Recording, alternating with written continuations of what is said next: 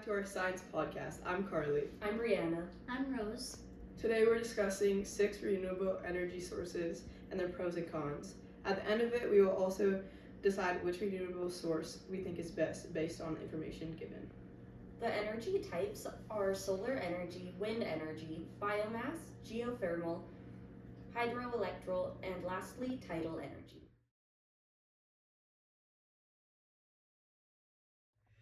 We are starting off with solar energy. Rose, could you explain what that is and how it works? Of course, solar energy is solar panels that use photovoltaic modules that absorb sunlight and convert energy to the form of an electrical current. Also, a quick fun fact, RDP is run by solar energy. Very cool. Can you tell the audience a few pros within solar energy, maybe to do with benefits to the environment and energy independence or economic opportunities? The pros of solar energy are it is very sustainable because the use of sun's energy.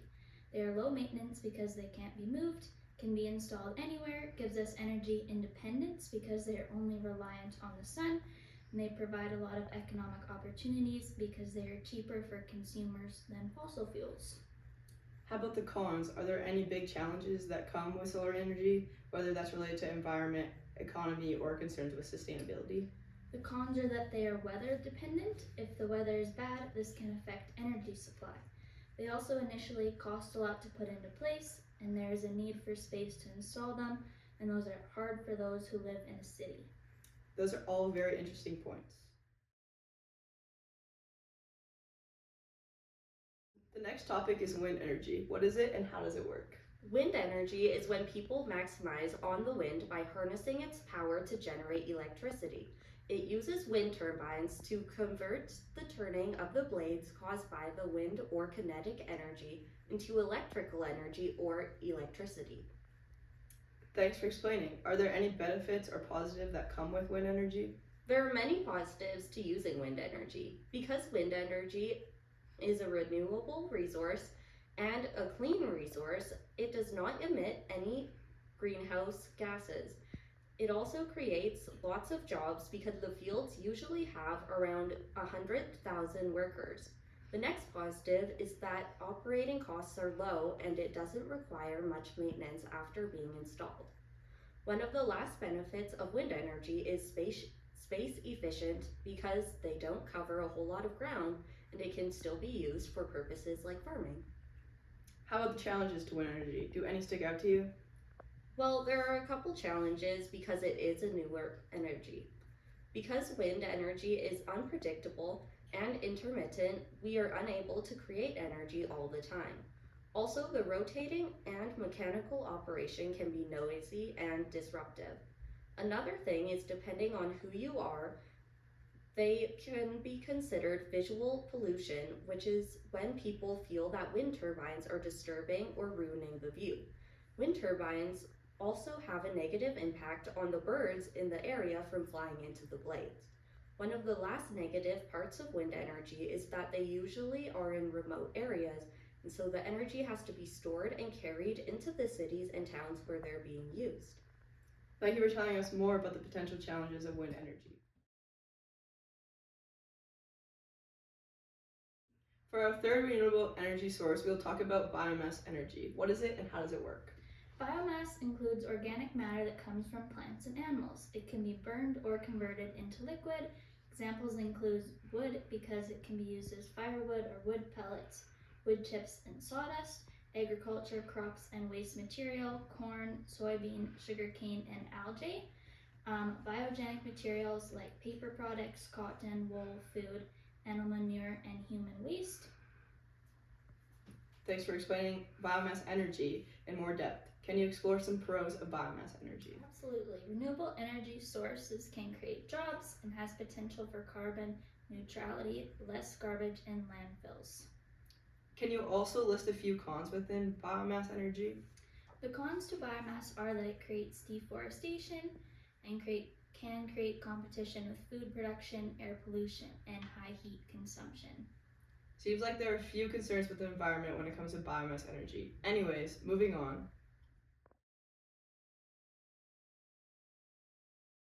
Next up is geothermal energy. How does it work and what is it?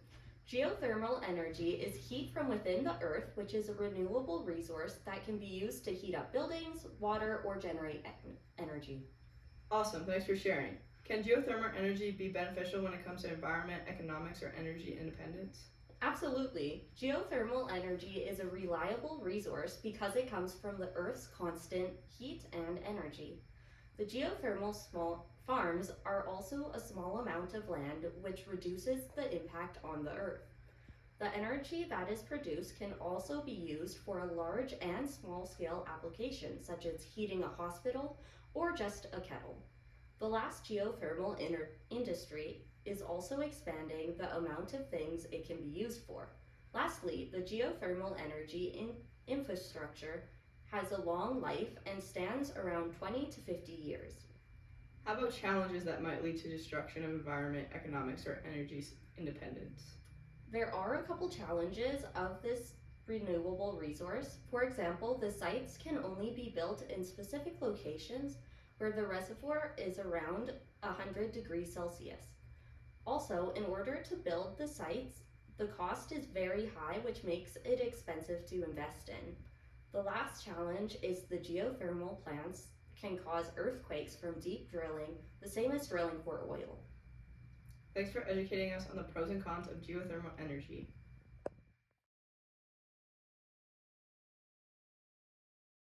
For our next renewable energy source, we will take a look at hydroelectric energy. Rose, can you give us a quick explanation on how it works and what it is? So hydroelectric energy is powered by kinetic energy of flowing water. It utilizes both turbines and generators to convert kinetic energy into electricity. It also generates power by the use of dams, which alter the natural flow of the river and other bodies of water.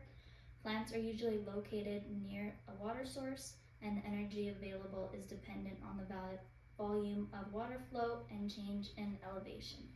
Thanks for giving us a better understanding on hydroelectric energy. Would you be able to explain a few pros for hydroelectric energy? By water, the reservoirs can create and offer more opportunities such as fishing, swimming, and boating. It's also extremely flexible, can quickly go from zero power to maximum power output.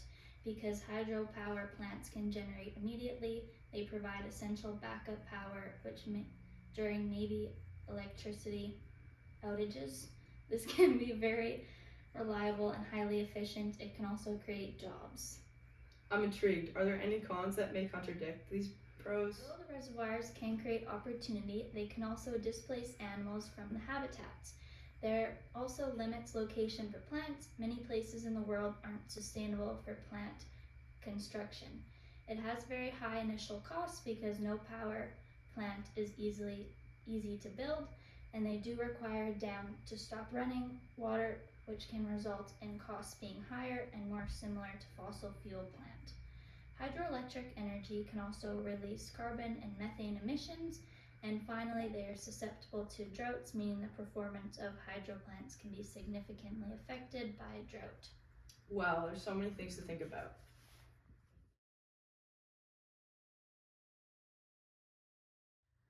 Brianna, for our last type of renewable energy, could you explain what tidal energy is? Tidal energy is power produced by the surge of ocean waters during the rise and fall of tides.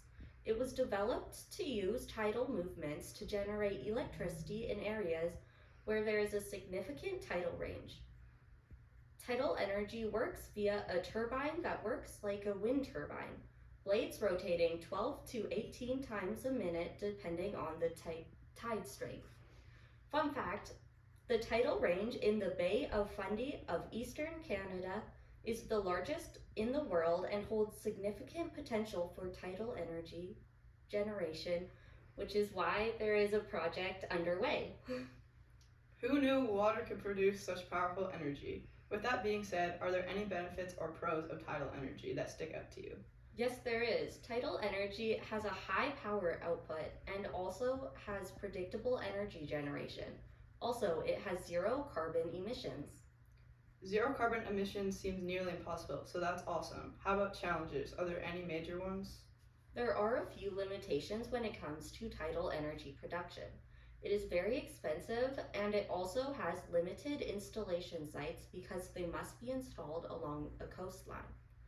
Also, it has various environmental impacts that may lead to the destruction of ecosystems, and the noise of turbines can impact marine life.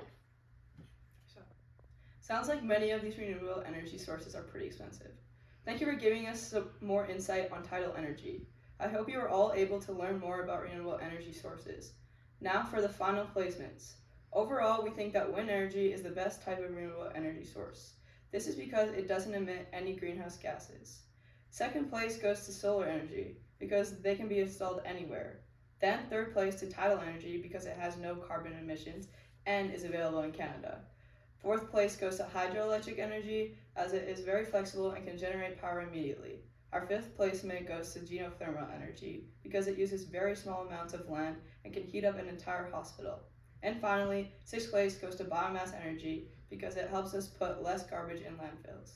All six of these renewable energy are good and bad in their own ways, and we appreciate you taking the time to listen to our science podcast.